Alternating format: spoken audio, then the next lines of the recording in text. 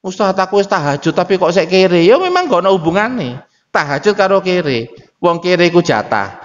Itu. Sugih karo miskin iku jatah. Nggih. Jadi nggak ada hubungannya, Pak. Orang tahajud, orang duha. Orang duha kok gak sugih-sugih, Ustaz? Ya itu tergantung panitia. Memang ono penjelasan duha itu membuat kaya, tapi bisa juga dikasih kaya hati kamu itu. Keinginanmu gak akeh, ngono lho maksudnya.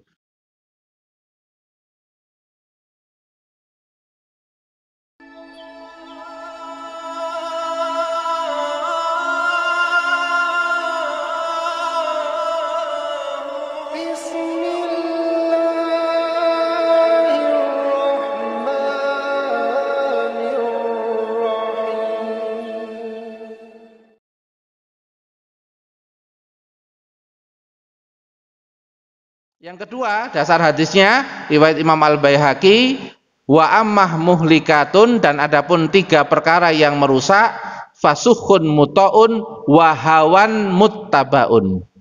Ternyata ada potensi yang merusak itu adalah hawan muttabaun, hawa nafsu yang diikuti. Hawa nafsu yang diikuti. Ini dasar-dasar dari Quran sama hadis bahwa hawa nafsu itu potensinya bisa merusak kalau tidak dikendalikan, kalau tidak diatur, kalau tidak diarahkan. Karena dia punya 2 sisi mata uang, Mbak, hawa nafsu itu. Bisa ke mudorot, bisa ke manfaat. Ya, contoh misalnya kita ini punya dorongan untuk makan.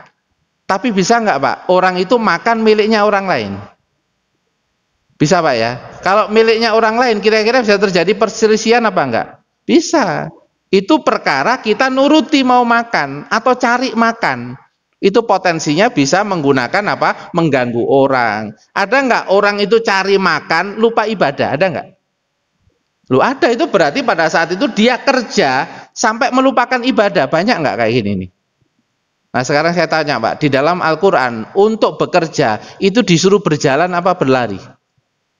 Dalam Al-Quran berjalan, famsu fi manakibiyah wa kulu mir rizki, berjalanlah di permukaan bumi lalu makanlah apa yang direzekikan oleh Allah. Tapi kalau berbuat baik termasuk kemudian ibadah, berlari apa berjalan? Berlari. Kalau ibadah itu fafirru ilallah, berlarilah menuju kepada Allah.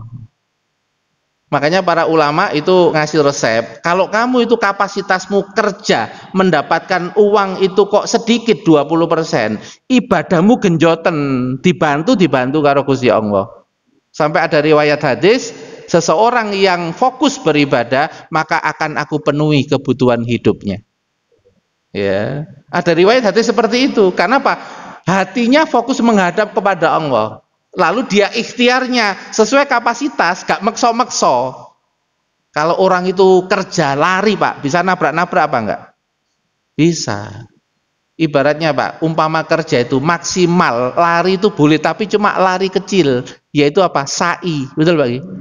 Itu dari ceritanya siapa? Bunda Hajar ketika mencari air Zam-Zam. Lari kecil. Orang lari kecil itu masih bisa noleh-noleh apa enggak, Pak? Lari kecil. Bisa sih, nggak tahu waktu, tahu batasan, tahu haknya orang. Itu ibroh di dalam Quran.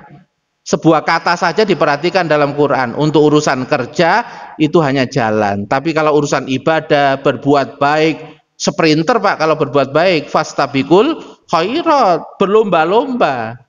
Karena tahu hada yaumul amal. Karena sekarang hari beramal, bukan hari pembalasan. Ustaz aku wis tahajud tapi kok sik kere. Ya memang gak ono hubungane. Tahajud karo kere. Wong kere iku jatah. Itu. Sugih karo miskin iku jatah. Nggih. Jadi nggak ada hubungannya, Pak. Orang tahajud, orang duha. Orang duha kok gak sugih-sugih, Ustaz? Ya itu tergantung panitia. Memang ono penjelasan duha itu membuat kaya, tapi bisa juga dikasih kaya hati kamu itu. Keinginanmu gak akeh, ngono lho maksudnya. Ya, sugih kok jadi pahami sugih itu hanya fisik. Kira-kira Pak, orang itu punya uang 2 juta, tapi keinginannya sedikit, cukup apa enggak, Pak? Cukup, keinginan mek primer tok. Dia gak tahu tersier, gak tahu sing megah-megah, yo cukup. Berarti kan sugih itu ada sugih yang sifatnya hati. Sampai anake karo bojone lho, Pak, ditoto karo Gusti Allah. Anake nang Indomaret meneng ae ya, Pak. gak sampai ngesot jaluk macem-macem. Iku berarti ya mungkin fadilah sholat duhai sampai atine anak iku kepingine gak macem. Loh itu fadilah Pak, gitu. Ini yang dinamakan apa? Kaya hati. Jadi jangan melihat kaya itu hanya sekedar fisik. Nah kalau nanti dikasih kaya berarti berkah, bisa bantu orang, bisa bantu masjid, bisa bantu dakwah, itu namanya berkah. Banyaknya rezeki tapi dia bisa menyalurkan sehingga mendapatkan keberkahan yang banyak. Ya, makanya kalau orang kaya Pak ibadah titik, nek bantu wong miskin ahli ibadah, ngono nang surga ya iso cepet disian no. Kan hadisnya kan orang miskin yang ibadah sama orang kaya yang ibadah, duluan mana yang masuk Pak? Orang miskin, selisih 500 tahun Pak, suwe Pak 500 tahun. Tapi orang miskin tuh boleh manggil apa? Yang kaya-kaya yang bantu dia. Ya, misalnya kok ana wong sugih Pak, ya gak nang kene Pak, soalnya medit. Ya wong sugih nang ndi ngono. Terus ngomong, aku kok mbak celuk sampai medit tok. Jadi gak diceluk Pak nanti ketika di surga. Okay. Jadi makanya kemudian ketika seseorang itu apa rezekinya banyak tapi bisa menyalurkan dengan benar, itu namanya juga berkah.